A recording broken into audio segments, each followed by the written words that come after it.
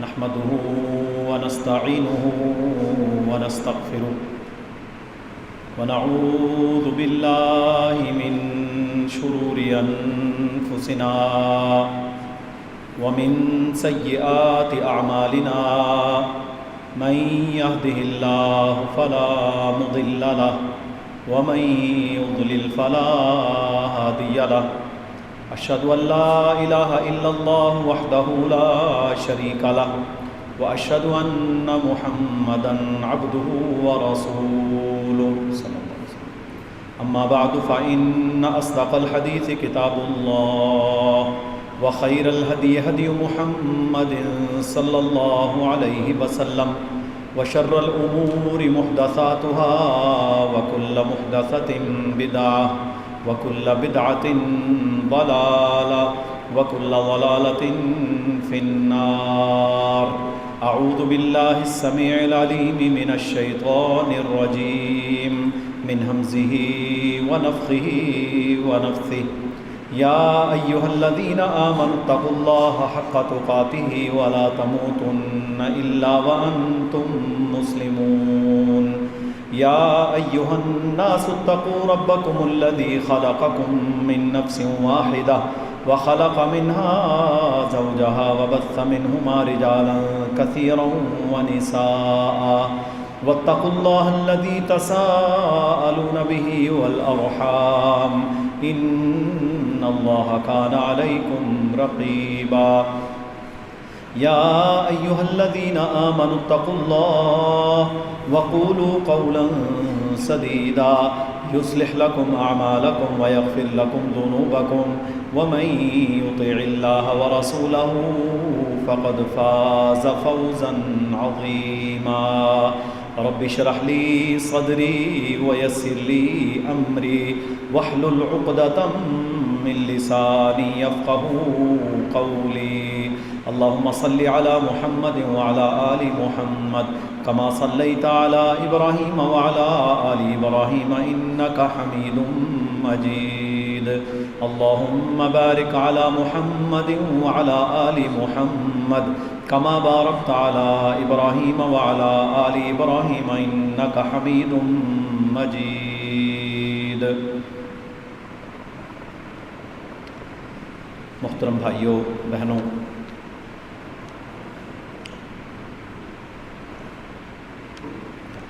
اللہ رب العالمین نے اس دنیا کو مومن کے لیے آزمائش، راہ راہ پر مشکلات، پریشانیاں اور بڑی بڑی مصیبتوں سے ڈھانپ کے رکھا ہے. رسول اللہ صلی اللہ علیہ وسلم کا فرمان ہے، لم یبق من الدنیا الا بلاء و فتنہ، کہ دنیا میں صرف آزمائش اور فتنے ہی باقی رہ جائیں گے. آج کے ان حالات میں جہاں اتنی تیزی کے ساتھ فتنے نمودار ہو رہے ہیں کہ ایک عام شخص ان کا احاطہ ہی نہیں کر سکتا. جیسا اللہ کے نبی صلی اللہ علیہ وسلم نے فرمایا، بادروا بالاعمال فتنا،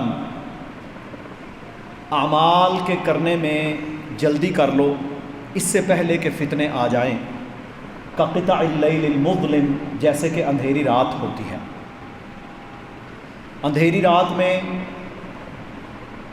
انسان کو بغیر روشنی کے کچھ سجھائی دکھائی نہیں دیتا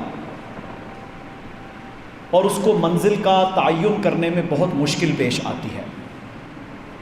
ایک حدیث میں رسول اکرم صلی اللہ علیہ وسلم نے فرمایا کہ ایک وقت آئے گا فتنے اس تیزی کے ساتھ آئیں گے جس طرح ایک لڑی ٹوٹ جائے اور اس کے اندر جو موتی ہوتے ہیں وہ اتنی سپیڈ کے ساتھ ایک کے پیچھے دوسرا آتا ہے.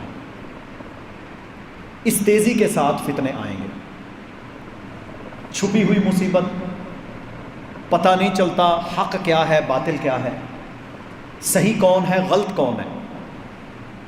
تذبذب، پریشانی، مسائل اور پھر آگے ان کی اقسام بہت زیادہ ہیں کہ کن کن فتنوں کے ذریعے سے بندے کو آزمایا جاتا ہے، اور کون سے ایسے فتنے ہیں جن میں انسان خود کو مبتلا کر کے راندہ درگاہ بنتا ہے، گمراہ ہوتا ہے۔ آپ صلی اللہ علیہ وسلم نے ان اندھیری رات جیسے فتنوں کے بارے میں جب ذکر فرمایا صحیح مسلم میں دیگر کتابوں میں، تو فرمایا یصبح الرجل مؤمنا، صبح ہوگی تو بندہ ایمان والا ہوگا۔ اب یہ دیکھیں کہ انٹینسٹی کتنی ہے، سختی اس میں کتنی ہے۔ صبح اٹھا ہے، ایمان والا ہے، نماز بھی پڑھی، روزہ بھی رکھا، اسلام پر ہے۔ وَيُمْسِي کافرا، شام ہوگی تو وہی شخص کافر ہو چکا ہوگا۔ اور شام کے وقت اگر ایمان والا ہے تو صبح ہوگی تو وہ بندہ ایمان سے خارج ہو چکا ہوگا۔ اتنے سخت فتنے ہوں گے۔ اور فرمایا یبیع دینہ، اپنا دین بیچے گا، جیسے قرآن میں اللہ نے فرمایا نا لیشتروا بآیاتی ثمنا قلیلا، کہ ان لوگوں نے اللہ کی آیات کو تھوڑے مول کے عوض بیچ دیا، ان کی مس انٹرپریٹیشن کی، غلط فتوے دیے، غلط راہ پر لوگوں کو لگایا، قرآن کی غلط تشریحات بیان کی۔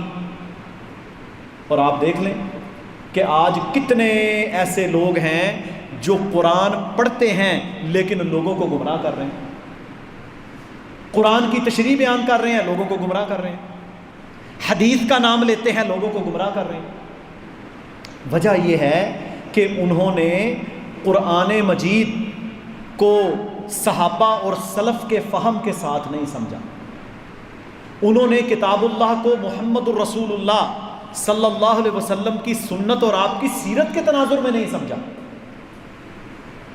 جب آپ کتاب اللہ کو مانتے ہیں تو کتاب اللہ جس پر نازل ہوئی ہے وہ زیادہ سمجھتے ہیں نا کہ اس پر عمل کیسے کرنا ہے۔ اب کئی آیات ہیں قرآن میں جن کا اس وقت تک مطلب آپ کو سمجھ آ ہی نہیں سکتا جب تک محمد الرسول اللہ صلی اللہ علیہ وسلم کی سیرت آپ کے سامنے نہ ہو۔ اسی لیے ہم یہ کہتے ہیں کہ قرآن اللہ کا کلام، حدیث اللہ کے کلام کا چلتا پھرتا نمونہ، یہ دونوں پیرلل چلیں گے، ساتھ ساتھ چلیں گے، تب جا کر دین مکمل ہوگا۔ اور امام وکیع بن جراح علیہ رحمہ فرمایا کرتے تھے کہ سنت کشتی نوح کی طرح ہے، اللہ کے نبی کی سنت کشتی نوح کی طرح ہے، جو اس میں سوار ہو گیا وہ بچ گیا، جو سنت سے ہٹ گیا وہ گمراہ ہو گیا۔ سنت پر چلنا یہ فتنوں کا بہت بڑا توڑ ہے۔ تو فرمایا یبیع دینہ، وہ بندہ دین بیچے گا، دین پر کمپرومائز کرے گا، کس لیے؟ دنیا کے لیے۔ غلط فتوے دے گا دنیا کے لیے، غلط باتیں بیان کرے گا دنیا کو راضی کرنے کے لیے، حق بات بیان نہیں کرے گا کہ لوگ ناراض نہ ہو جائیں۔ کچھ عرصہ پہلے نا کسی مسجد میں میرا جمعہ تھا، تو مجھے وہاں کی انتظامیہ نے کہا جی یہ بھی بیان نہیں کرنا، یہ بھی نہیں کرنا، یہ بھی نہیں کرنا۔ اچھا میں نہ تو مولوی ہوں، نہ مجھے کوئی ایسا مسئلہ، نہ میرا یہ کاروبار ہے۔ میں نے کہا بھی بات یہ ہے میں نے تو قرآن و سنت بیان کرنی ہے۔ ہاں الحمدللہ ہمارا یہ کوئی منج منشور نہیں ہے کہ ہم کسی کو گالیاں دیں، کسی کے اوپر کفر کے فتوے لگائیں، لیکن یہ آپ کیا کر رہے ہیں کہ جی یہ موضوع بیان نہ ہو۔ جو دین نے بیان کیا ہے وہ ہر وقت کے لیے موضوع اور مناسب ہے، سوٹیبل ہے، فٹ ہے۔ کوئی یہ کہے کہ جی 1444 سال پہلے تو یہ تھا، آج کے دور میں یہ نہیں چلتا، یہ غلط بات ہے۔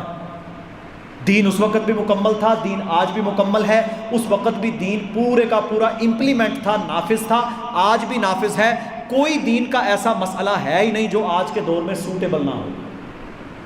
ہمارا دماغ سوٹیبل نہیں ہوتا، ہماری سوسائٹی صحیح نہیں ہوتی، ہمارا ماحول ٹھیک نہیں ہوتا، دین تو اپنی جگہ کے اوپر قائم اور دائم ہے۔ تو فرمایا یبیع دینہ، وہ بندہ دین کو بیچیں گے لوگ، فتنے ہیں نا، بعرض من الدنیا، دنیا کے لیے۔ دنیا تو ملے گی پھر آپ کو، جب دین بیچیں گے تو دنیا تو ملے گی۔ تو بڑے فتنوں میں سے فتنہ یہ ہے کہ اللہ کے دین پر استقامت اختیار کرنا. اب دیکھیں سود کا مسئلہ ہے، مہنگائی ہے، ہمارے پاس ہر روز بندے آتے ہیں جی گاڑی لینی ہے. میں نے کہا جی گاڑی لینا فرض ہے تم پہ. تیرے پاس اگر 2003 ماڈل گاڑی خریدنے کے نقد پیسے موجود ہیں تو وہ خرید، حلال ہے تو اس پر چل. تجھے کس نے کہا ہے کہ تو 50 لاکھ کی گاڑی سود پر لے، پھر چلتے چلتے تیرا ایکسیڈنٹ ہو جائے تو مر جائے، کیا تیرے پیٹے رہ گئے؟ دیکھیں سوچ اپنی بیدار کریں، جو آپ کے پاس ہے اس پر گزارا کریں. یہ شر ہے کہ شیطان انسان کو اس بات پر ابھارتا ہے کہ تو جتنا نہیں ہے اتنا بننے کی کوشش کر. اللہ ہمیں کہتا ہے تجھے جو دیا اس پر قناعت اختیار کر، میرا شکر ادا کر. لئن شکرتم لازیدنکم، میں تمہیں اور دوں گا. تو وہ دین پر کمپرومائز کریں گے، وہ دین پر کمپرومائز کریں گے. اسی طرح رسول اللہ صلی اللہ علیہ وسلم نے فرمایا میں اپنے صحابہ سے فتنوں کو تمہارے گھروں کے اوپر برستے ہوئے دیکھ رہا ہوں. اب یہ 1444 سال پہلے رسول اللہ صلی اللہ علیہ وسلم نے یہ بیان فرمایا ہے. آپ آج کی اپنی حالت دیکھیں کہ ہم کہاں کھڑے ہیں. صبح کے وقت ہمارے بچے جب اسکول جاتے ہیں، صبح کے وقت اگر کوئی ایسا ادارہ جو ہم نے اسٹیٹس سمبل کی بنیاد کے اوپر اپنا بچہ وہاں داخل کروا دیا، 15-20 ہزار فیس بھی دی، 1.5-2 لاکھ روپیہ 3 لاکھ روپیہ اس کے داخلے بھی بھرے، اتنا مال بھی خرچ کیا، لیکن وہ بچہ آ کر جب ہمیں کفر کی سٹوریاں سنائے اور آ کر ہمیں بے حیائی اور ہومو سیکشویلٹی اور ہم جنس پرستی کے قصے سنائے، میرے بھائیوں آپ کامیاب ہوئے یا ناکام ہو گئے.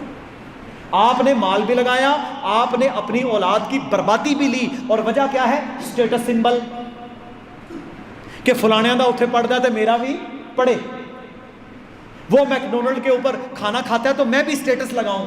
اللہ کے بندے 3-4 ہزار اگر تیرے پاس ہے تو کھا لے، لیکن 3-4 ہزار اگر تو لگائے گا 3 ہزار کا راشن اپنے گھر میں ڈلوا.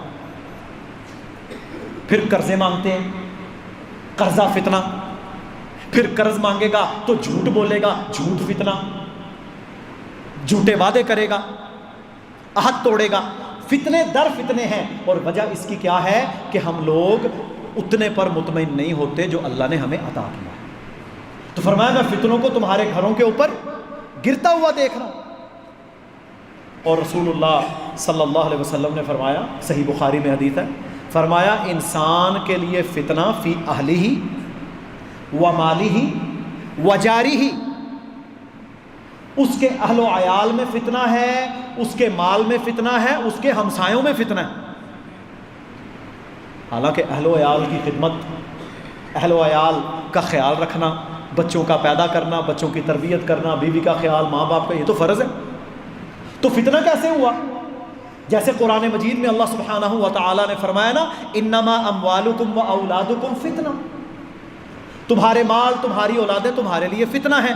وجہ یہ ہے کہ جب تیرا مال، تیرا کاروبار، تیری اولاد، تیری بیوی، تیرے گھر والے تجھے نماز سے روکیں، دین سے پھیریں، اسلام سے دور کرنے کا سبب بنے، تو ان کی وجہ سے اللہ کے دین پر کمپرومائز کرے. اذان ہو گئی، بیوی کے چھڈو پر ایتھے پڑھ لو،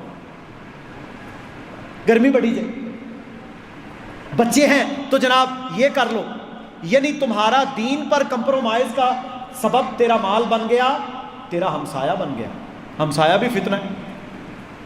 آج کل تو میرے بھائیوں بڑے فتنوں میں سے ایک فتنہ ہمسایہ ہے. اس حدیث کو نا آج سے 20-30-50 سال پہلے جب لوگ اچھے تھے لوگ سمجھتے نہیں تھے، لیکن آج کے دور میں یہ بڑے فتنوں میں سے فتنہ ہے. برا ہمسایہ، اس سے بڑا فتنہ ہی کوئی نہیں. پچھلے دنوں ہمارے منڈی بہاؤالدین میں ملکوال تحصیل میں ایک گاؤں کے اندر اس وقت تک تقریباً مجھے لگتا ہے 15 کے قریب قتل ہو چکے ہیں. ایک ہی گلی ہے، سگے رشتہ دار ہیں، کوئی ان کا آپس میں دشمنی نہیں. کسی سیاسی نے وہاں پر گلی منظور کروا دی، پتہ گلیاں بنتی ہیں، گلی منظور کروائی. اب وہ بھی رشتہ دار، یہ بھی رشتہ دار، وہ کہتا ہے اتنی اونچی رکھو ہمارا گھر نیچا ہو جائے گا. فتنہ یہی ہے نا. وہ کہتا ہے نہیں ہم نے اتنی کروانی ہے. اس پر ان کا جھگڑا ہوا، گلی بدبخت وہاں کی وہاں میرے بھائیوں وہ 2 نوجوان اس نے قتل کر دیے، پھر انہوں نے 2 مار دیے، آج تک لامتناہی سلسلہ یہ چل رہا ہے۔ اور میرے بھائیوں اس فتنے کی وجہ سے کتنے قتل ہو گئے، کتنی قیمتی جانیں انسانی ضائع ہو گئی۔ سوچ فکر کیا ہے کہ ہمیں ہمسائے کے حقوق کا علم ہی نہیں، رشتہ داری تو بعد میں۔ رسول اللہ صلی اللہ علیہ وسلم نے فرمایا کہ میرے پاس سیدنا جبریل اتنی بار وحی لے کر آئے ہمسائے کے حقوق کے بارے میں، مجھے یہ شبہ ہوا کہ کہیں ہمسائے کو وارث نہ بنا دیا جائے۔ اب یہ فتنے ہیں میرے بھائیوں۔ اسی طرح قرآن مجید میں مختلف فتنوں کا ذکر اللہ تعالیٰ نے کیا۔ فرمایا احاسب الناس ان یترکوا، کیا لوگوں نے یہ حساب لگا لیا کہ وہ ویسے چھوڑ دیے جائیں گے؟ ان یقولوا آمنا، کہ انہوں نے یہ دعویٰ کر لیا، یقین کر لیا اور لوگوں کے سامنے ظاہر ہو گیا کہ ہم ایمان والے ہیں، مسلمان ہیں، ہم بس چھوڑ دیے جائیں گے؟ کوئی ہم سے پوچھے گا نہیں، کوئی ہمیں کندن نہیں بنایا جائے گا، بھٹی کے اندر ہمیں تپا کر ایمان کو چیک نہیں کیا جائے گا، مشکلات نہیں آئیں گی، بس دین پر عمل کر لیا اور ہم معاف ہو جائیں گے۔ وَهُمْ لَا يُفْتَنُونَ، ہمیں فتنوں میں مبتلا نہیں کیا جائے گا۔ جو بندہ حق پر ہوتا ہے نا، یہ یاد رکھ لیں، یہ ہو نہیں سکتا کہ اس پر مشکلات نہ آئیں۔ مشکلات ضرور آتی ہیں، دیکھیں سب سے بڑی مشکل ہے روزی کمانا مشکل، کیونکہ اس نے حلال کمانی ہے۔ وہ بینک کے پاس نہیں جائے گا، سود نہیں لے گا، دھوکہ نہیں دے گا، جھوٹ نہیں بولے گا، فراڈ نہیں لگائے گا،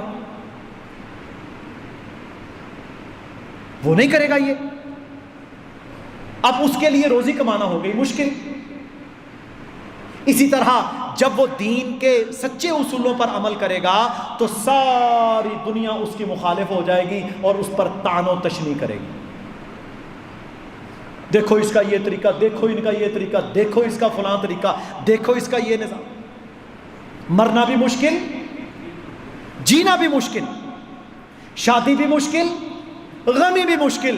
وجہ کیا ہے؟ وہ سنت پر ڈٹے گا، دنیا کہے گی نہیں تو رسموں پر عمل کر، تم نے یہ رسم نہیں منائی، تمہارا مردہ بخشا نہیں جا سکتا، تم نے شادی کے اوپر تیل مہندی کنجر خانہ نہیں کیا، یہ ایک بیائے۔ میرے بھائیوں جب ہم نے کلمہ پڑھا تو سارا پیکج ہم نے اسلام کا لیا نا۔ شادی بھی اللہ بتائے گا، مرنے کا طریقہ بھی اللہ ہمیں بتائے گا، زندگی گزارنے کا ڈھنگ بھی رسول اللہ صلی اللہ علیہ وسلم کی سنت سے ہم لیں گے، پھر سارا پیکج لینا آپ نے۔ یہ تو نہیں ہو سکتا کہ لا الہ الا اللہ محمد رسول اللہ، مسجد کے اندر مسلمان، باہر جا کر ڈیریا، باہر جا کر اللہ کا نافرمان، قتل کرنے والا، ظلم کرنے والا، سود خور، حرام خور، یہ نہیں چلتا۔ پورا پیکج جب آپ نے لیا تو پھر اس پر آپ نے عمل کرنا ہے۔ اور ہم سب یہ بچپن سے پڑھتے آئے ہیں، اسلام ضابطہ حیات ہے۔ ضابطہ حیات سے کیا مراد ہے؟ کوڈ آف لائف، زندگی گزارنے کا طریقہ، یہ تو اسلام ہے۔ تو میرے بھائیوں اس لیے یہ ممکن نہیں ہے کہ کوئی بندہ اسلام قبول کرے اور اسلام قبول کرنے کے بعد وہ یہ سمجھے کہ جناب مجھ پر کوئی مشکل نہ آئے، مجھ پر تان نہ کیا جائے۔ لوگوں کے بائیکاٹ ہوتے ہیں، خاندان ٹوٹتے ہیں، دین کی وجہ سے کیا کیا کچھ لوگوں کو برداشت نہیں کرنا پڑتا۔ لیکن آج کے دور میں دین والے بھی اس فتنے میں بہت حد تک مبتلا ہو چکے ہیں کہ وہ دنیا کے لیے کمپرومائز کرتے ہیں، دین پر ڈٹتے نہیں ہیں، الا ماشاء اللہ کہ جن کو اللہ توفیق دے۔ اسی طرح ایک اور فتنہ ہے اللہ کے نبی کی مخالفت کا فتنہ، رسول اللہ کی مخالفت کا فتنہ۔ فَلْيَحْذَرِ الَّذِينَ يُخَالِفُونَ عَنْ أَمْرِهِ أَن تُصِيبَهُمْ فِتْنَةٌ او یصیبہم عذاب علیم۔ کیا لوگوں کو ڈر نہیں لگتا کہ وہ اللہ کے نبی کی مخالفت کریں کہ ان کو یہ فتنہ آن لے اور ان کے لیے عذاب علیم اور سخت عذاب کی نوید ہو جائے؟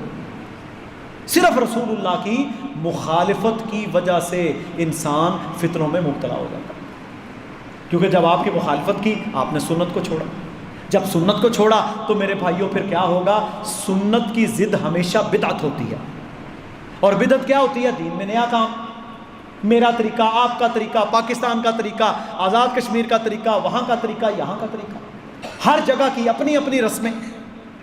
سنت کی مخالفت بندے کو فتنے میں مبتلا بھی کرتی ہے اور ان کے لیے دردناک عذاب کی وعید بھی ہے۔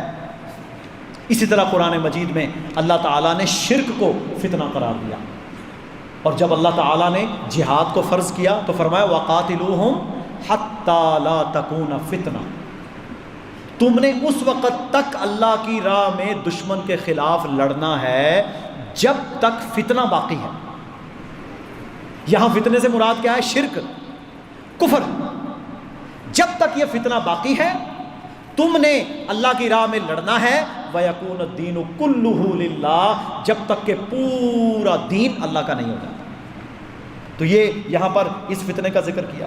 اسی طرح اللہ کے نبی صلی اللہ علیہ وسلم نے ان لوگوں کا ذکر کیا جو جن کا سورہ بروج میں ذکر آیا، قتل اصحاب الاخدود، خندقوں والے۔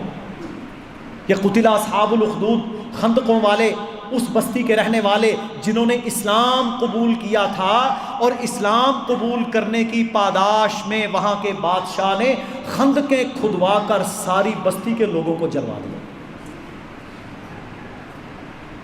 ساری بستی کے لوگوں کو جلوا دیا۔ ان الذین فتنوا المؤمنین والمؤمنات ثم لم يتوبوا فلهم عذاب جہنم ولهم عذاب الحریق۔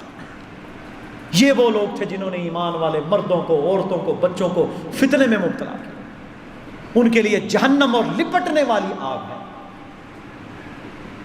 تو یہ بھی فتنہ ہوتا ہے کہ جب انسان کو اسلام کی وجہ سے سزا دی جائے اور بندہ اس وقت لرز جاتا ہے، لرز جاتا ہے۔ اسی طرح رسول اللہ صلی اللہ علیہ وسلم پر جب قرآن نازل ہوا تو اللہ تعالیٰ نے فتنوں سے پناہ مانگنے کا حکم دیا، ربنا لا تجعلنا فتنۃ للقوم الظالمین، یا اللہ ہمیں ظالم قوم کے فتنے سے محفوظ رکھنا۔ ہم لوگ الحمدللہ ایک آزاد ملک میں ہیں، ہمارے پاس آزادی کی نعمت ہے، لیکن ہم لوگ بحیثیت قوم ناشکرے ہیں۔ ہم اس آزادی کی تفریق نہیں کر پا رہے۔ یہ ہمارے سے چند کلومیٹر دور آپ دیکھ لیں امرتسر کا علاقہ، یہ گرداسپور ہے، جلندھر ہے، فیروز پور ہے، پٹھان کوٹ ہے، یہ ساری وہ لاہور کی قریب کی تحصیلیں ہیں جو پاکستان کا حصہ تھے۔ وہ ریڈ کلف نے ان کو ہندوستان میں شامل کر دیا۔ آپ جا کر آج ان علاقوں کی حالت دیکھیں، بہاول نگر ہمارا، بہاول نگر ہندوستان کا، آپ وہاں کے حالات دیکھیں، وہاں کے لوگ ظالم قوم کے فتنے میں مبتلا ہیں، آج بھی ہیں۔ کتنے بیسیوں نوجوانوں کو اس وجہ سے ہندوستان میں قتل کر دیا جاتا ہے کہ اس نے گائے کو ذبح کیا۔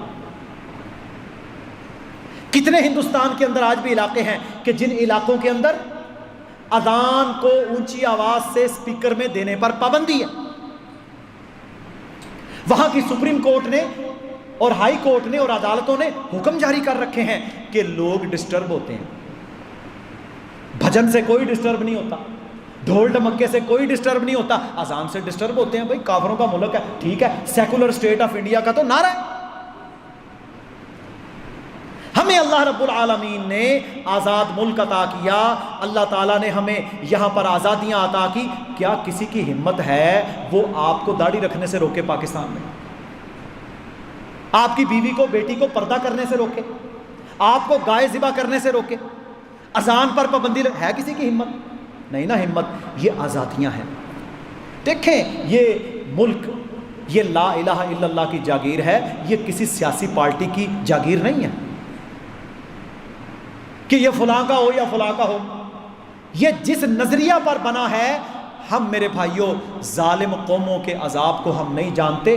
اتنی آزادیاں ہمارے پاس موجود ہیں، اس کے باوجود اگر ہم دین پر کھل کر عمل نہیں کرتے تو میرے بھائیوں اس سے بڑا اور کیا فتنہ ہے۔ سارا کچھ ہمارے پاس موجود ہے لیکن ہم عمل کرنے کو تیار نہیں، ہم عمل کرنے کو تیار نہیں ہیں۔ تو اللہ رب العالمین نے ان فتنوں سے بچنے کا ہمیں حکم دیا ہے، اور فتنوں سے بچے گا کون؟ جو اللہ کے نبی صلی اللہ علیہ وسلم کے طریقوں پر عمل کرے گا۔ اللہ رب العالمین ہم سب کو سمجھنے کی اور عمل کرنے کی توفیق عطا فرمائے۔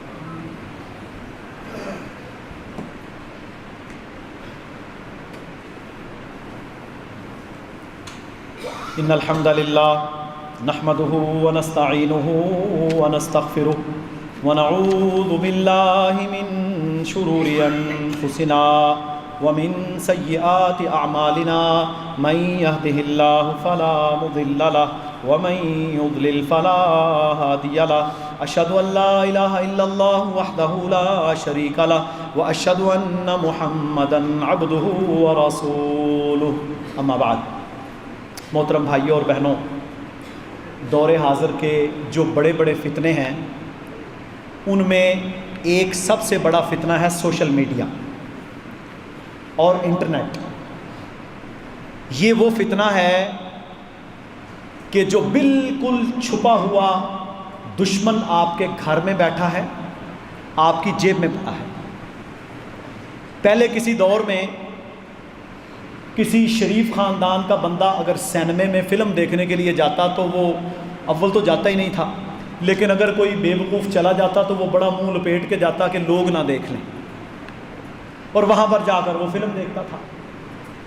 آج حالت یہ ہے کہ ہمارے بچوں کے ہاتھ میں ایسے گیجٹس ہیں، ایسی چیزیں ہیں کہ ایک نہیں، اس پر کروڑ سینموں سے زیادہ فتنہ ہے۔ ایک فنگر ٹپ سے وہ دنیا میں جہاں جو جی چاہے دیکھ لیں۔ اور اس سوشل میڈیا کے فتنہ میں بڑا فتنہ کیا ہے؟ حدیث نبوی آپ کے فیس بک پر آ گئی، آپ کے واٹس ایپ کے سٹیٹس پر آ گئی۔ حضرت علی کا قول، حضرت امام حسین نے فرمایا، قرآنی آیات۔ میرے بھائیوں، ہم نے کتنی ہی احادیث جن کے نیچے صحیح بخاری اور مسلم کے حوالے لکھے گئے ان کو دیکھا، جب اس کو کھنگالا تو میرے بھائیوں وہ حدیث کا نہ نمبر موجود ہے نہ حدیث موجود ہے۔ اللہ کے نبی پر بہتان، قرآن پر بہتان، اور یہ سوشل میڈیا کے اوپر باقاعدہ لوگ جو دین کے دشمن ہیں اور یہ جو جہلا ہیں، میرے بھائیوں وہ چیزیں پھینکتے چلے جاتے ہیں۔ اور رسول اللہ صلی اللہ علیہ وسلم نے فرمایا، انسان کے جھوٹا ہونے کے لیے اتنا ہی کافی ہے کہ وہ بغیر تحقیق کے بات کو آگے بیان کر دے، آگے شیئر کر دے۔ آپ کے پاس اگر کوئی چیز آ گئی، آپ کسی سمجھدار عالم سے جب تک تحقیق نہ کر لیں اس وقت تک نہ اس پر عمل کرنا ہے نہ اس کو آگے شیئر کرنا ہے۔ چھوٹے چھوٹے کلپ بنے ہوئے ہیں، فلاں کا جناب چیزیں بیان ہو رہی ہیں، جھوٹی روایات بیان ہو رہی ہیں۔ لوگوں کا مقصد صرف ویو لینا ہوتا ہے، ان کا مقصد میرے محترم بھائیوں آپ کی اصلاح نہیں ہے۔ یہ سوشل میڈیا کے فتنے نے آج ہمیں نماز سے دور کیا، قرآن سے دور کیا، والدین کی عزت سے دور کیا۔ آج ہم اس فتنوں کے اندر ہماری اولادیں، بڑے بوڑھے سب مبتلا ہو چکے ہیں۔ اور اتنی گمراہی ہے کہ لوگوں نے سارا دین کہاں سے سیکھنا شروع کر دیا؟ سوشل میڈیا سے۔ کتاب اللہ پڑھی ہے، کوئی نہیں پڑھتا، ترجمہ کوئی نہیں پڑھتا، حدیث نبوی کوئی نہیں پڑھتا، مسند دروس ہو جائیں وہاں پر بندے آنے کو تیار نہیں۔ خطبہ جمعہ اور جمعہ کی نماز فرض ہے۔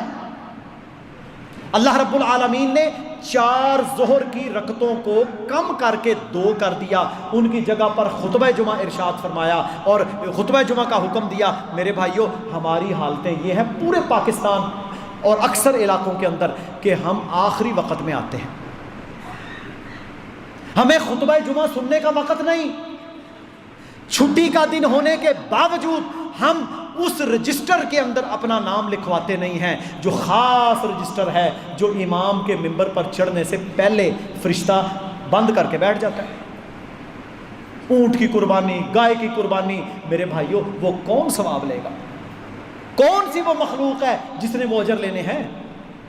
صحابہ کے بارے میں لکھا ہوا ہے کہ صحابہ اشراق کی نماز ادا کر کے جمعہ کے دن مسجد میں آنا شروع ہو جاتے تھے۔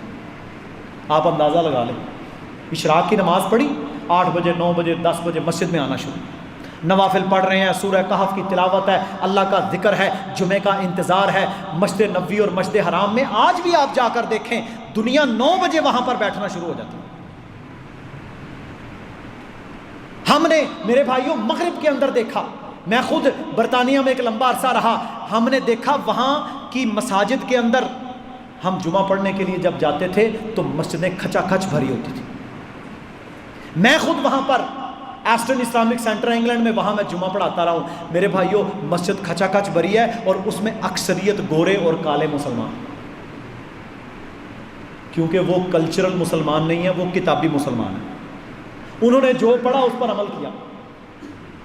11 بجے کے آگے بیٹھے ہوئے قرآن پڑھ رہے ہیں، 10 بجے کا آگے بیٹھا ہوا ہے نوافل پہ نوافل، اسے پتا ہے یہ جمعے کا وہ دن ہے، ایک گھڑی جس میں ایسی ہے اس میں جو دعا کی جائے اللہ قبول کر لیتا ہے۔ کون لے گا وہ اجر؟ کون خوش قسمت لوگ ہوں گے جو ان چیزوں سے فائدے اٹھائے گا؟ ہمارے گھر والوں نے ہمیں جا کے دفن کر کے آ جانا ہے، آپ کی گھڑیاں، آپ کے گیجٹس، آپ کا مال سارا آپ کے گھر میں واپس آ جانا ہے، آپ کو ایک کپڑے میں ڈال کر انہوں نے میرے بھائیوں مٹی کے نیچے ڈالنا ہے، اور آ کر لڑائی کس بات کی ہوگی؟ اے انگوٹھی میری ہے، اے والیاں امی جی نے کیا سی اینو دینیاں نے، فلاں چیز اس کی ہے، فلاں اس کی ہے، لاؤ ڈیتھ سرٹیفکیٹ نکلواؤ، یہ میرا گھر یہ تیرا گھر، کوئی نہیں پوچھے گا۔ تو ہم اپنی زندگی میں اپنے اعمال کی فکر کر لیں، ہم اپنی زندگی میں اپنے اعمال کی فکر کر لیں اور ان فتنوں سے بچ جائیں۔ تو سوشل میڈیا کا فتنہ، انٹرنیٹ کا فتنہ، اس پر قابو کریں۔ اگر آپ کے لیے ضروری ہے تو تحقیق کے ساتھ بات کریں۔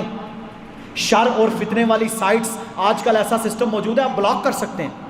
اپنے گھر میں نیٹ لگوایا، آپ کسی بندے کو 500,000 دے کے بلائیں اسے کہ یہ سائٹس، انڈین سائٹس، فلاں سائٹس، پورن سائٹس بند کر، صرف یہ چیزیں آنی چاہیے۔ کیا ہوگا کہ آپ کے بچے، آپ کے گھر والے، آپ خود فتنوں میں مبتلا نہیں ہوں گے۔ پھر رسول اللہ صلی اللہ علیہ وسلم نے فرمایا ایک شخص آئے گا اعمال کا ڈھیر اپنے ساتھ لے کر آئے گا، ابن ماجہ میں حدیث ہے، حتیٰ کہ اس کے سارے اعمال اڑا دیے جائیں گے۔ پوچھے گا وجہ کیا ہے؟ بتایا جائے گا یہ وہ شخص ہے جو تنہائیوں کے اندر اللہ کی نافرمانیاں کرتا تھا۔ تنہائی کا فتنہ، مینو کیڑا کوئی ویکھ رہا، ابا جی بھی نہیں ہے، اماں جی بھی نہیں ہے، کوئی چیز نہیں ہے، کوئی مجھے دیکھنے والا نہیں، میں جو جی چاہے دیکھوں، میں جس سائٹ کو کھولوں، میں گندگی دیکھوں، میں فحاشی عریانی دیکھوں۔ نہ میرے بھائیوں، جو اللہ سے ڈرنے والا ہوتا ہے وہ کہتا ہے میرا رب مجھے دیکھ رہا ہے۔ تنہائی میں اس نے نافرمانی کی، ساری نمازیں، روزے، حج، زکاتیں، جہاد، صدقے سارے برباد ہو گئے۔ اللہ کو کتنا غصہ آتا ہے کہ اس نے دنیا کے ڈر سے یہ گناہوں سے بچتا تھا، لیکن جہاں میں تھا، میرا ڈر تھا، جہاں میرے علاوہ اس کو کوئی نہیں دیکھتا تھا، اس وقت یہ بے دھڑک ہو کر گناہ کرتا تھا۔ تو اس سوشل میڈیا کے فتنے سے ہم نے بچنا ہے، اور اسی طرح قرآن و سنت کے ساتھ جڑ جائیں۔ مسجد میں جب آپ کو پتا چلے قرآن یا حدیث سیکھنے کا کوئی پروگرام ہے، ساری چیزوں کو پسے پشت ڈال کر اس میں شامل ہو جائیں۔ اللہ کی قسم دنیا کے سب سے قیمتی چیز یہ ہے۔ صحیح بخاری میں رسول اللہ صلی اللہ علیہ وسلم کا فرمان ہے، فرمایا جو لوگ اللہ کا دین سیکھنے کے لیے کہیں جمع ہوتے ہیں، مجلس بپا کرتے ہیں، اللہ کے فرشتے ان پر پروں سے سایہ کرتے ہیں۔ وہاں پر ایک صحابی کہتے ہیں یا رسول اللہ صلی اللہ علیہ وسلم، یہاں پر ایک ایسا بندہ بھی موجود ہے، یہاں ایک ایسا بندہ بھی موجود ہے کہ جو بندہ درس سننے کے لیے، جمعہ پڑھنے کے لیے یا کوئی قرآن حدیث سیکھنے کے لیے نہیں آیا تھا، اسے کسی بیٹھے ہوئے بندے کے ساتھ کام تھا، اس نے دیکھا یار اچھی بات ہو رہی ہے، وہ بھی بیٹھ گیا، چلو یار اچھی بات ہے میں بھی سن لوں۔ رسول اللہ صلی اللہ علیہ وسلم نے فرمایا وہ اتنی خوشبخت لوگوں کی مجلس ہے کہ وہاں پر اپنے کام سے آنے والے کے بارے میں بھی اللہ نے فرمایا جاؤ میں نے اسے بھی معاف کر دیا۔ قرآن سیکھیں، حدیث سیکھیں۔ اللہ کی قسم یہ دنیا کی سب سے قیمتی چیز ہے۔ میں خود ڈاکٹر ہوں، یونیورسٹیوں میں پڑھا، ایک لمبا عرصہ انگلینڈ میں گزارا، لیکن اینڈ کیا ہے؟ اینڈ یہ ہے، دین ہمارے لیے سب سے بڑی حفاظت کا ذمہ ہے۔ آج دین آپ کے گھروں میں نہیں ہوگا، آپ لوٹ لیے جائیں گے، آپ کی نسلیں برباد ہو جائیں گی۔ یہ دنیا کی ڈگریاں، دنیا کی سکلز ہیں، ہنر ہیں۔ کوئی ڈاکٹر ہے، کوئی انجینئر ہے، کوئی سائنسدان ہے، کوئی کچھ ہے، کوئی کچھ ہے، یہ ہنر ہے۔ اس ہنر کی بنیاد پر کوئی جنت میں نہیں جائے گا۔ جنت کا داخلہ دین پر عمل کرنے سے ہے۔ اللہ کے نبی نے کیا فرمایا؟ فرمایا امیر نیک آدمی، پیسے والا نیک آدمی، ارب پتی نیک آدمی، اس سے غریب فقراء المہاجرین، فقیر بالکل غریب آدمی تھا، مہاجر اللہ کی راہ میں ہجرتیں کرنے والے، جہاد کرنے والے، وہ لوگ 500 سال پہلے جنت میں داخل ہوں گے۔ اللہ کا معیار اور ہے، ہمارے معیار اور ہیں۔ تو میرے بھائیوں، ایک تو یہ کہ دوسرا نیم ملاؤں کا فتنہ، یہ آج کل بڑا عام ہے۔ ہر بندہ جناب یہاں پر مفتی بنا بیٹھا ہے، ہر بندہ یہاں پر دین کا جناب ٹھیکیدار بنا بیٹھا ہے۔ جن لوگوں نے علماء سے نہیں پڑھا، جن لوگوں نے علماء سے نہیں سیکھا، اللہ کی قسم وہ لوگ کبھی بھی قرآن و سنت کو بیسکس تو سمجھ لیں گے، لیکن اس کے اسرار و رموز نہیں سمجھ سکتے۔ وہ اس وقت تک پراپر انڈرسٹینڈنگ نہیں کر سکتے۔ اس لیے علماء سے جو ممبر سے آپ کو مل رہا ہے، اس ممبر کو سنیں۔ نیم ملاؤں کا فتنہ، یہ آپ دیکھ لیں، چھوٹے چھوٹے کلپ بن رہے ہیں، کوئی یوتھ کلب کے نام پہ یہ جیلم اساد مرزا جیلمی کے پتہ نہیں کیا کیا چیزیں یہاں پر نکلی ہوئی، صحابہ کے بارے میں، تابعین کے بارے میں، محدثین کے بارے میں عجیب و غریب قسم کی آراء لوگ بیان کرتے ہیں، اور ہمارے لیے کیا ہے؟ قرآن ہے۔ قرآن ہے کہ فَإِنْ آمَنُوا بِمِثْلِ مَا آمَنْتُمْ بِهِ فَقَدْ اهْتَدَوْا، جو صحابہ جیسا ایمان رکھے گا وہ ہدایت والا ہے۔ ہم کون ہوتے ہیں؟ یہ سارے فتنے ہیں، یہ آپ کی فکری شرارتیں اور خباثتوں کو ابھارتے ہیں، بندے کو خود سر اور سرکش بناتے ہیں، بندہ اپنے آپ کو بہت بڑا محدث سمجھنا شروع ہو جاتا ہے، علماء کی تنقیص کرتا ہے، اور میرے بھائیو یہیں سے بربادی شروع ہوتی ہے، یہیں سے بربادی شروع ہوتی ہے۔ اسی طرح مصلحت کا فتنہ، آپ نے دیکھا مصلحت، خیر یہ جی کوئی مسئلہ نہیں، او یہ گل نہ کرو یار فلاں ناراض ہو جائے گا، یہ نہ کرو۔ بھائی بات یہ ہے، جو بات عقیدے کی ہے، قرآن میں ہے، اللہ کے نبی کی حدیث میں ہے، اس بات کے بیان کرنے میں کیا مصلحت؟ کیوں مصلحت ہم اختیار کریں؟ جب ایک بات حق ہے تو اسے بیان کر دیں، ہاں اس کو بیان کرنے کا انداز اچھا ہونا چاہیے، احسن ہونا چاہیے، لیکن حق سے پھرنا نہیں ہے، حق کو تروڑنا مروڑنا نہیں ہے، حق پر پردہ نہیں ڈالنا، ورنہ پردہ ڈالنے والے کو اللہ کے نبی نے گونگا شیطان قرار دیا۔ حق بیان کرنا ہے، حق ہوگا تو آپ کی تربیت ہوگی، ہماری تربیت ہوگی۔ اب دیکھیں نا، اللہ کے نبی صلی اللہ علیہ وسلم جب اپنے سارے رشتہ داروں کو دین کی تبلیغ کی تو وہاں پر کیا فرمایا تھا؟ قولوا لا الہ الا اللہ تفلحوا، پڑھو لا الہ الا اللہ کامیاب ہو جاؤ گے۔ تملک العرب والعجم، اللہ تمہیں عرب اور عجم کا مالک بنا دے گا۔ کیا وجہ ہے؟ سارا خاندان دشمن ہو گیا نا، لیکن آپ اپنی دعوت سے نہیں پھرے، پھر اللہ نے 7-8 سال کے بعد وہی مکہ آپ کی جھولی میں گرا دیا، وہی مکہ آپ کو عطا کر دیا۔ وجہ یہ ہے کہ آپ کو حق پر قائم رہنا پڑتا ہے۔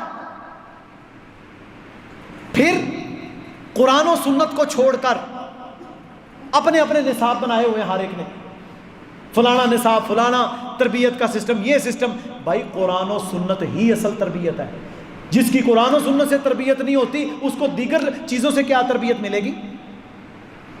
پھر لوگ کیا کہتے ہیں جی بڑا مشکل ہے جی یہ سمجھنا، بڑا مشکل ہے جی یہ نہیں ہم سمجھ سکتے۔ اللہ تعالیٰ قرآن میں بار بار کہتا ہے وَلَقَدْ يَسَّرْنَا الْقُرْآنَ لِلذِّكْرِ فَهَلْ مِن مُدَّكِرٍ، ہم نے قرآن کو سمجھنے کے لیے آسان کر دیا ہے، کوئی ہے جو سوچے سمجھے، کوئی ہے جو غور و فکر کرے، تدبر کرے، سمجھے، ٹائم دے،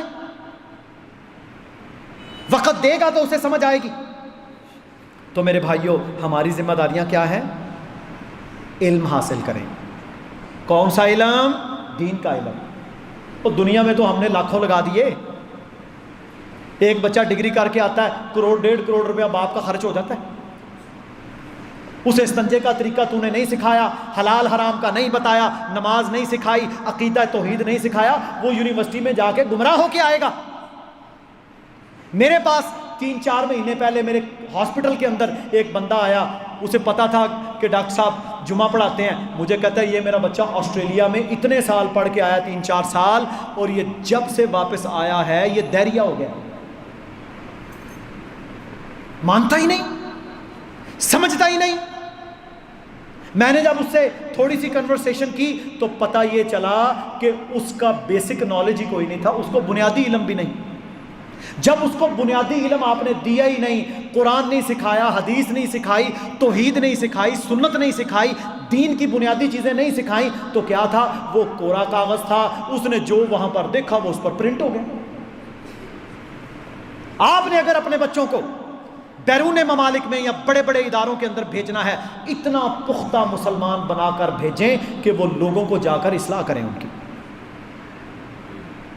اگر آپ ان کو کوڑا کاغذ رکھیں گے تو وہ جو آئے گا سنیں گے. اب وہ باپ اتنا پریشان تھا, لاکھوں کروڑوں بھی لگائے, لیکن وہ بچہ گمراہ تھا. پھر ہم نے ان کو کتابیں بھیجی, بڑا کچھ کیا, بڑے جتن کیے, لیکن میرے بھائیوں وہ کہتا ٹھیک ہے جی میں پڑھوں گا, میں ریسرچ کروں گا. اب وہ یہاں پر آ کھڑا ہوا تھا.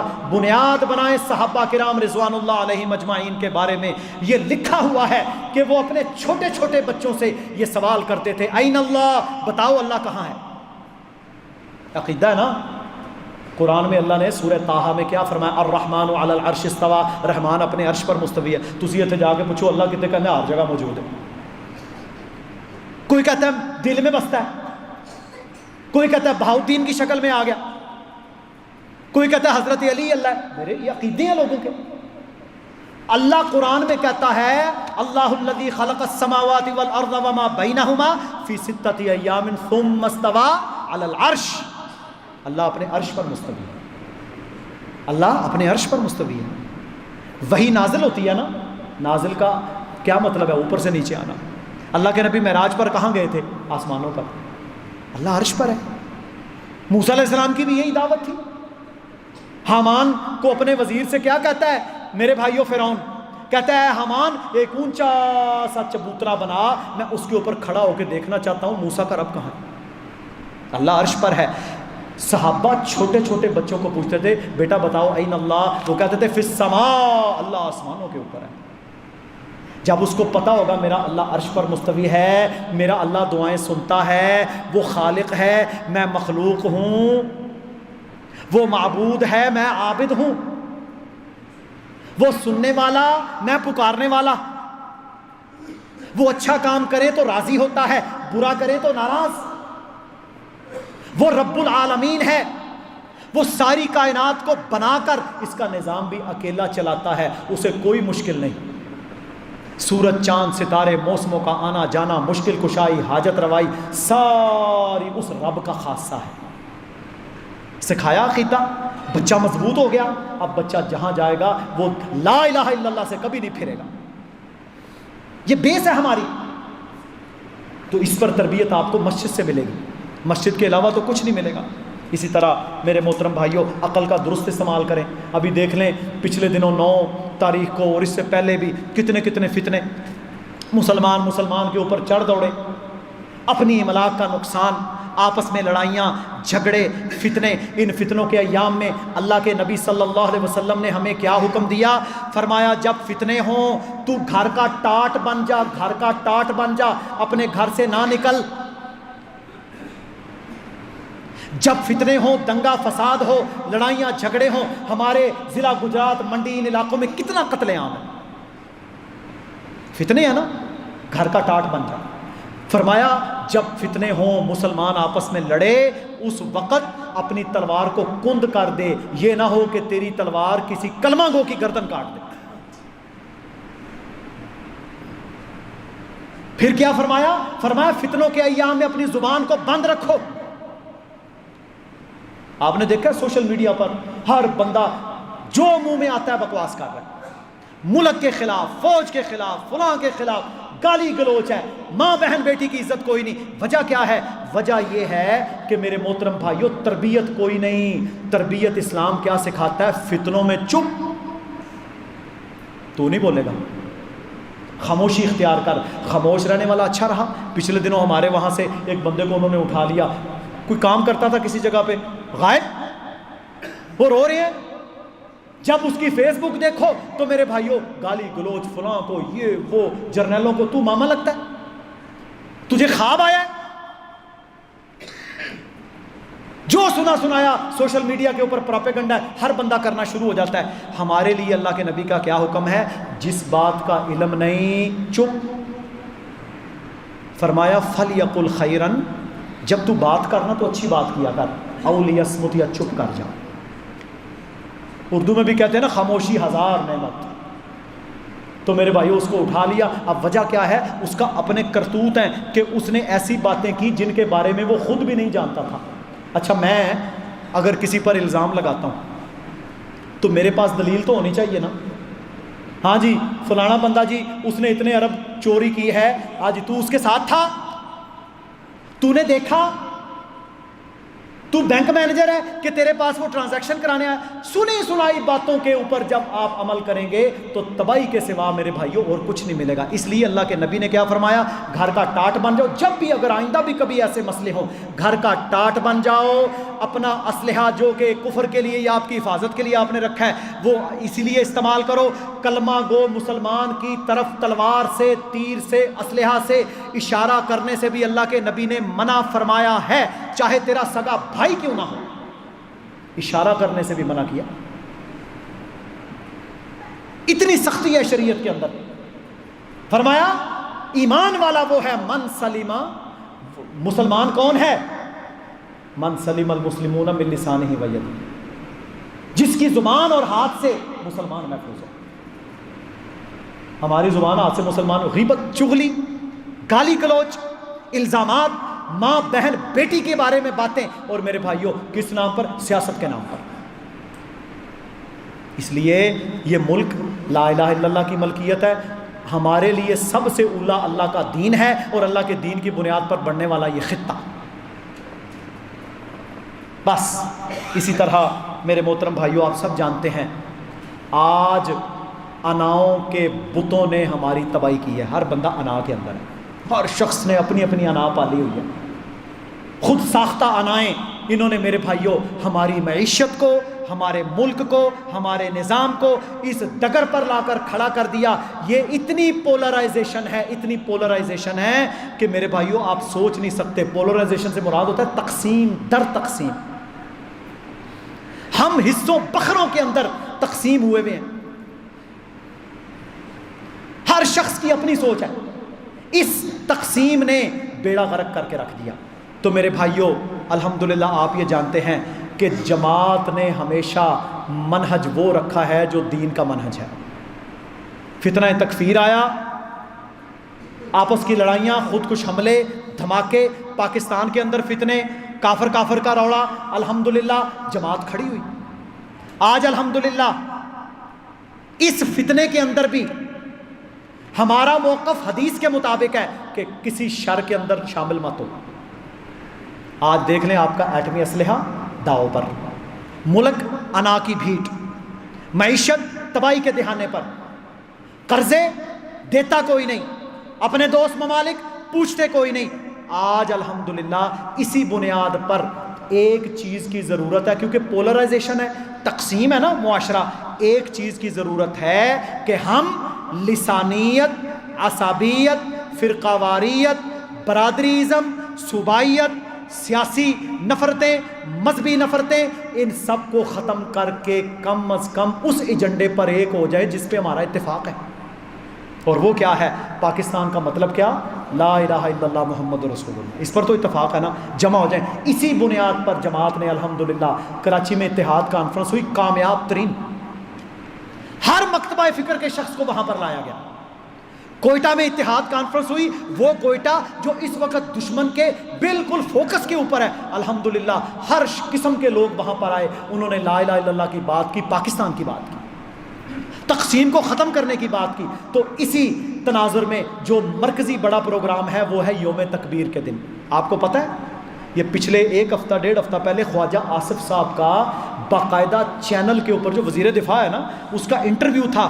وہ کہتا ہے کہ ہمیں باقاعدہ ایٹمی اسلحہ کے حوالے سے کہا گیا ہے, یہی الفاظ تھے اس کے, پیسے لینے ہیں تو بتاؤ, آئے نا وہاں پر. اب جناب اکانومی کوئی نہیں, کٹو اپنا ایٹمی اسلحہ, اتنا پیسہ دیتے ہیں. پہلے کہتے تھے آپ نہ کریں ہم آپ کو اتنا دیتے ہیں, اب کہتے ہیں اس کو ڈسمینٹل کریں. لیبیا نے کیا, برباد ہوا. عراق برباد ہوا. آج میرے بھائیوں سیدھی سچی بات کرنی چاہیے, جس ملک کے پاس طاقت نہیں ہے وہ کبھی بچ نہیں سکتا. ساتھ کے ملک اسے کھا جاتے ہیں. انڈیا آپ سے 10 گنا بڑا ہے. یہ پچھلے ہفتے کی رپورٹ ہے, ہندوستان کی آبادی چائنا سے بڑھ چکی ہے. G20 کے ممالک کے اندر ہے, 700 ارب ڈالر کی اس کی معیشت ہے.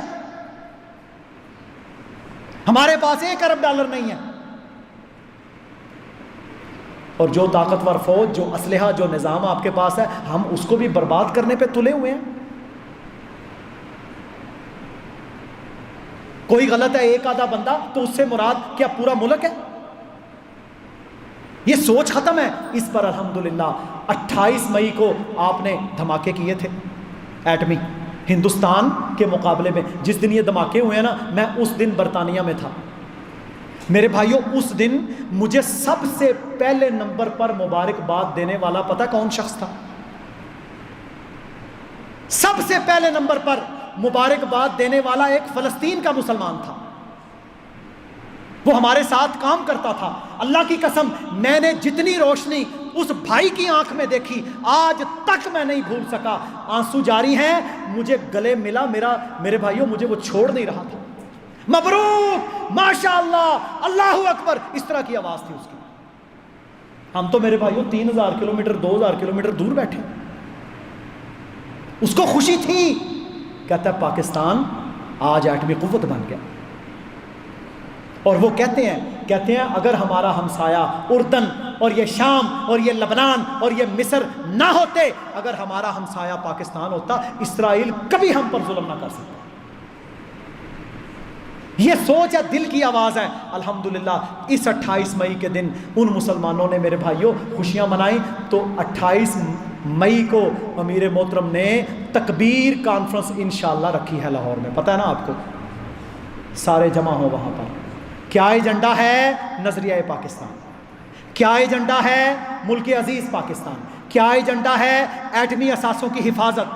کیا ایجنڈا ہے؟ اتحاد, تقسیم کو ختم کرو, آپس کی دشمنیاں, فرقہ واریت, لسانیت, عصبیت, صوبائیت کے بتوں کو توڑ کر ہم ایک بن جائیں. کیسی دعوت ہے. اور اسی بنیاد پر آپ کا ملک کامیاب تھا اور آئندہ بھی جب بھی ہوگا وہ اسی اتحاد سے ہوگا. تو سب احباب انشاءاللہ, عبداللہ بھائی موجود ہیں, تیاری ہوگی, ہر ضلع سے تیاری ہے. آپ لوگ اپنے ٹائم پر نکلیں. یہ ایک بندہ نہیں ہے. کہنا میرے جانے نال کی فرق پہنتا جی. مجھے ایک بھائی پرسوں, اور میں نے کہا تیرے نہ جانے سے یہ فرق پڑتا ہے, تو نہیں جائے گا, پھر دوسرا نہیں جائے گا, پھر تیسرا نہیں جائے گا. ہر بندے کا اپنا ایک وزن ہے. اور آپ نے یہ بات ذہن میں رکھ لیں, آپ نے صرف اللہ کے لیے جانا ہے کہ یا اللہ, یہ اللہ اکبر کی بنیاد پر یہ تو نے ملک ہمیں عطا کیا, کلمے کی بنیاد پر ہم اس کے اتحاد اور بقا اور سلامتی کے لیے جا رہے ہیں. یہ سوچ لے کے جانا ہے. جب آپ یہ سوچ لے کے جائیں گے آپ کو انشاءاللہ اجر بھی ملے گا. آپ کو اجر بھی ملے گا.